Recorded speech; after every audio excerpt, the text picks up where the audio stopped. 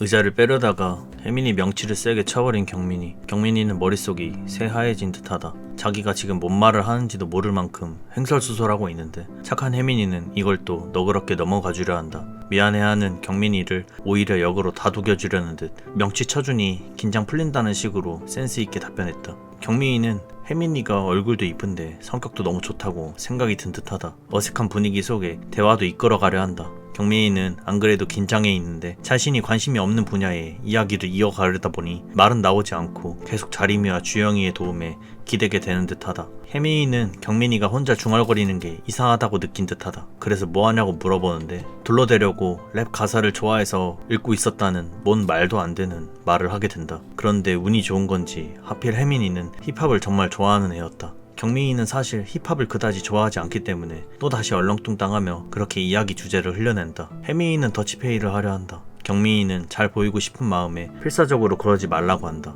혜민이는 그럼 다음에 밥은 내가 쏠게 라고 답하는데 표정이나 다음이라고 기약을 한 걸로 보아 경민이가 정말 싫진 않아 보인다. 그러다 시내 한복판에서 우연히 남궁지수와 오아람을 만나게 된다. 경민이와 소개팅을 하고 있다는 혜민이의 말에 아람이는 이해를 하지를 못하는 모습이다. 평소 경민이의 이미지가 애들한테 어떻게 박혀있는지 알 수 있던 장면이다. 최대한 혜민이 앞에서 밉보이고 싶지 않은 경민이는 평소보단 다소 부드러운 말로 가달라고 말한다. 그런데 그런 경민이를 바라보는 혜민이의 모습이나 오아람과 티격태격하는 모습을 보고 확장대소하는 혜민이의 모습을 보아하니 혜민이는 경민이가 마음에 든 듯하다. 그런데 경민이는 이를 알 리 없다. 그냥 혜민이는 너무 천사 같고 이쁘게 생겼는데 본인은 그렇지 않다 보니 혜민이는 좋지만 뭔가 자신이 혜민이에게 안 어울린다는 생각을 하는 듯하다. 영화를 보러 왔다. 혜민이는 이번에도 역시 영화 자주 보냐, 뭐 좋아하냐며 대화를 이끌어간다. 평소 영화를 보러 갈 사람도 없었기도 하고 인터넷으로도 충분히 요약본을 볼 수 있기 때문에 영화관은 돈 낭비라고 생각하고 있던 경민이에게는 다소 어려운 질문이었다.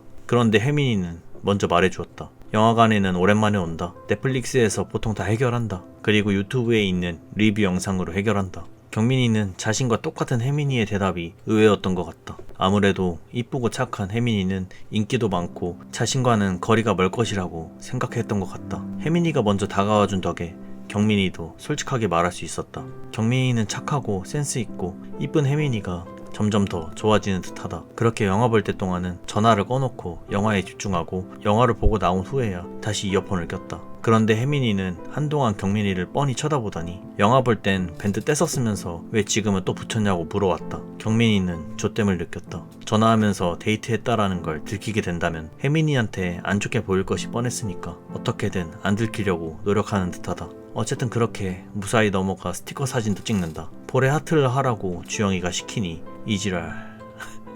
이러는데도 혜민이는 좋아한다. 자림이랑 주영이는 경민이가 병신 같다고 느끼는 것 같다. 그렇게 하루 종일 데이트를 하고 난 후 집에 데려다 주냐 마냐로 의견을 듣고 있는 경민이. 그런데 갑자기 혜민이가 귀에 있는 밴드를 떼었다. 경민이는 조땜을 느꼈다. 이제 끝났구나. 얼마나 한심하게 볼까. 혜민이가 직접 전화를 끊었고 이미 진작부터 눈치챈 듯해 보였다. 그리고 마지막으로 혜민이는 마지막은 네 마음대로 했으면 좋겠다 라고 한다. 뭐 사실 지금껏 데이트를 할 때의 혜민이 반응만 봐도 오늘 데이트의 마지막은 너의 뜻대로 선택해서 행동해라 라는 대사로 보여진다. 하고 싶은 거 하라고 하는데 경민이는 이미 망했다고 생각한다. 혜민이가 마지막이라는 단어를 썼기 때문에 그 단어에 꽂힌 듯하다. 어떻게 말을 해야 할지 모르겠는 경민이는 이내 미안하다는 말 한마디만 남기고 그대로 도망쳐버린다. 혜민이는 이미 경민이가 마음에 들었다. 순수하고 진심 어리고 재밌기도 하니까. 그런데 경민이는 연애 경험이 없기도 하고 자신과 너무 다르기도 하기 때문에 혜민이가 절대 자신을 좋게 볼 리 없다고 생각하는 듯하다. 결국 다음날 공주영 집에 찾아와 빌린 옷을 돌려주며